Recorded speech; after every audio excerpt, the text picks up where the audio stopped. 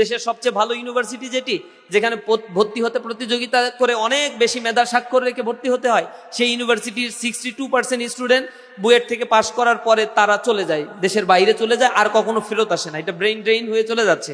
এই ব্রেনগুলোকে ইউটিলাইজ করছে না আমার রাষ্ট্র। তাদেরকে রেখে দিয়ে রিসার্চ সেক্টরে যে পরিমাণে ইনভেস্টমেন্ট করা দরকার, এই আমলাতান্ত্রিক একটা প্যাটার্নের কারণে এইগুলো হচ্ছে না।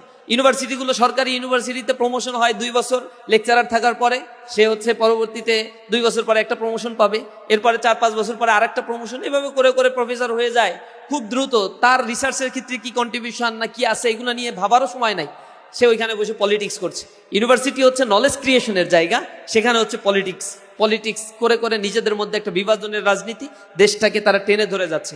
আপনি পার্শ্ববর্তী দেশগুলোর সিনারিওগুলো দেখবেন, যুদ্ধ উত্তর একটা দেশ কিভাবে সমৃদ্ধির চূড়ায় আরোহণ করেছে, সেখানে তারা তাদের গবেষণা খাতে কি ধরনের বরাদ্দ করেছে, তাদের ম্যান পাওয়ার কি প্রপার ইউটিলাইজেশন করার জন্য কিভাবে ম্যান পাওয়ার ডিজাইনিংটা করতে হয়, এগুলো নিয়ে তারা রিথিঙ্ক করেছে।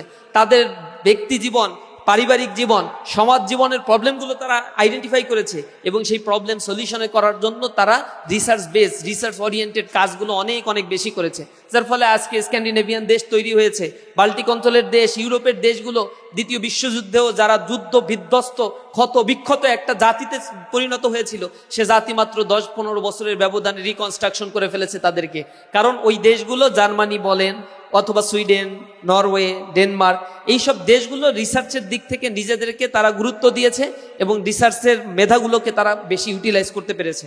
আমাদের জাতীয় এই 54 বছরে একটি ভালো জায়গায় যেতে পারত, ইকোনমিক্যালি ভালো একটা জায়গায় যেতে পারতো, রিসার্চের দিক থেকে, সোশ্যাল স্ট্রাকচারের দিক থেকে, কালচারাল সিস্টেমের দিক থেকে, কিন্তু সেটা আমরা করতে পারি নাই। এর মূল কারণটা হচ্ছে আমার মেধাকে আমরা শানিত করতে পারিনি।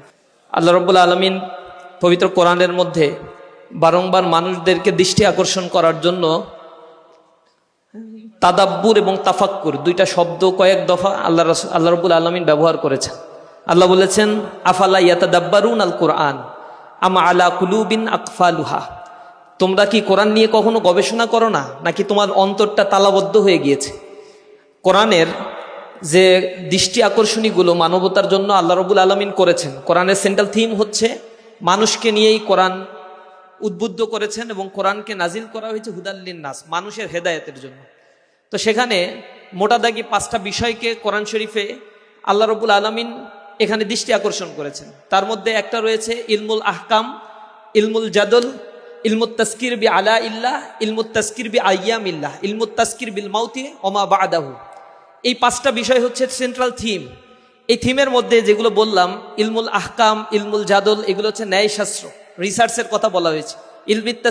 ইলমুত তাসকির বি আইয়াম ইল্লাহ, আলা ইল্লাহ, সৃষ্টি জগৎ নিয়ে চিন্তা করা, যে দুনিয়ায় যে জিনিসগুলো আমরা দেখতে পাচ্ছি এগুলো বাইবর্ন এমনি এমনি তৈরি হয়ে যায় না, এগুলো সামহাউ তৈরি হতে হয়, তৈরি করা হয়, এবং এটাকে কন্ট্রোল করতে হয়, না হলে সব কিছু হ্যাপাজার্ড অবস্থায় চলে যেত।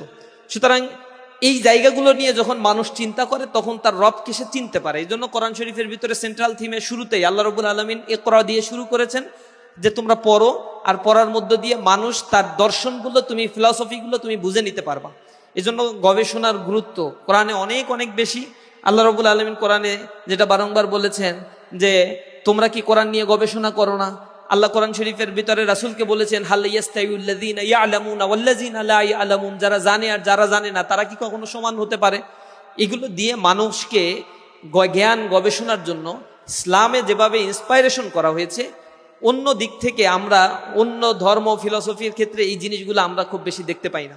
আজকে যে পোস্টার প্রেজেন্টেশনগুলো এখানে আমি উপরে দেখে আসলাম, সেখানে সিলেক্টেড হয়তো 30 পেপার প্রেজেন্টেশন করা হয়েছে।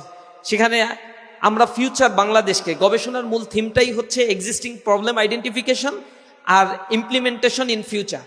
ভবিষ্যতের জন্য আমি আসলে কি করতে পারি, এক্সিস্টিং প্রবলেমগুলোকে আইডেন্টিফাই করা। রিসার্চের মূল কাজটা হচ্ছে গ্যাপ আইডেন্টিফিকেশন, অর্থাৎ এইখানে আমি এক্সিস্টিং কি আমি দেখতে পাচ্ছি, কতটুকু রিসার্চ হয়েছে, এর মাঝখানের যতটুকু গ্যাপ রয়েছে এগুলো নিয়ে রিথিঙ্ক করা, রিসার্চ নতুন করে আবার অন্বেষণ করা, কোনো একটা নলেজ ক্রিয়েট করা। এই নলেজ ক্রিয়েশনের জন্য মানুষকে এখানে টাইম ইনভেস্টমেন্ট করতে হয়। এই টাইম ইনভেস্টমেন্টের জন্য মানুষকে প্রচুর পরিমাণে অধ্যবসায়ী হতে হয়, প্রচুর পরিমাণে পড়াশোনা করতে হয়। এই দিকটা একটা জাতি যখন বুঝতে পারে, আইডেন্টিফাই করতে পারে নিজেকে, তখন সে জাতি পৃথিবীর শ্রেষ্ঠ জাতিতে পরিণত হয়। এখন পৃথিবীতে যত ইউনিভার্সিটিগুলো আপনারা পড়াশোনা করতে যেতে চান, Oxford, Harvard, Cambridge, California, Stamford university, MIT, এই ইউনিভার্সিটিগুলোতে সবই হচ্ছে প্রাইভেট ইউনিভার্সিটি। এবং ওয়ার্ল্ডের সবচেয়ে এই র্যাঙ্কড ইউনিভার্সিটিগুলো প্রাইভেট ইউনিভার্সিটি, কারণ এখানে প্রচুর পরিমাণে গবেষণা করা হয়, প্রচুর পরিমাণে প্রাইভেট ইনভেস্টমেন্ট করা হয়, বড় বড় কোম্পানিগুলো এখানে ইনভেস্ট করে তার ফাইন্ডিংস বের করার জন্য, মানুষের চাহিদাগুলো আইডেন্টিফাই করার জন্য, ডিমান্ড, নিডস এইগুলোকে আইডেন্টিফাই করার জন্য মানুষ এখানে ইনভেস্টমেন্ট করে থাকে। সুতরাং আজকে এই ওয়ার্ল্ড ক্লাস ইউনিভার্সিটিগুলো যে পর্যায়ে চলে গিয়েছে রিসার্চের কারণে, পৃথিবীর লিডারশিপের যে শিফটিংটা এইখানে হয়েছে, এই ওয়ার্ল্ডের এই লিডারশিপের শিফটিংটা হয়েছে রিসার্চের উপরে বেস করে। একটা জাতি তখনই উন্নত হতে পারে যখন সেই জাতির মেধাগুলোকে তারা প্রপার ইউটিলাইজ করে। আমাদের প্রবলেম হচ্ছে ব্রেইন ড্রেইন হয় অতিমাত্রায়। দেশের সবচেয়ে ভালো ইউনিভার্সিটি যেটি, যেখানে ভর্তি হতে প্রতিযোগিতা করে অনেক বেশি মেধার স্বাক্ষর রেখে ভর্তি হতে হয়, সেই ইউনিভার্সিটির 62% স্টুডেন্ট বুয়েট থেকে পাশ করার পরে তারা চলে যায়, দেশের বাইরে চলে যায়, আর কখনো ফেরত আসে না। এটা ব্রেইন ড্রেইন হয়ে চলে যাচ্ছে। এই ব্রেইনগুলোকে ইউটিলাইজ করছে না আমার রাষ্ট্র, তাদেরকে রেখে দিয়ে রিসার্চ সেক্টরে যে পরিমাণে ইনভেস্টমেন্ট করা দরকার, এই আমলাতান্ত্রিক একটা প্যাটার্নের কারণে এইগুলো হচ্ছে না।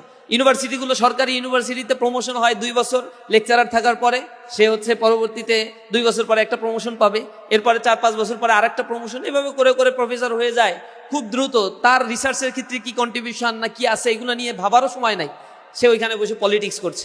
ইউনিভার্সিটি হচ্ছে নলেজ ক্রিয়েশনের জায়গা, সেখানে হচ্ছে পলিটিক্স করে করে নিজেদের মধ্যে একটা বিভাজনের রাজনীতি, দেশটাকে তারা টেনে ধরে যাচ্ছে।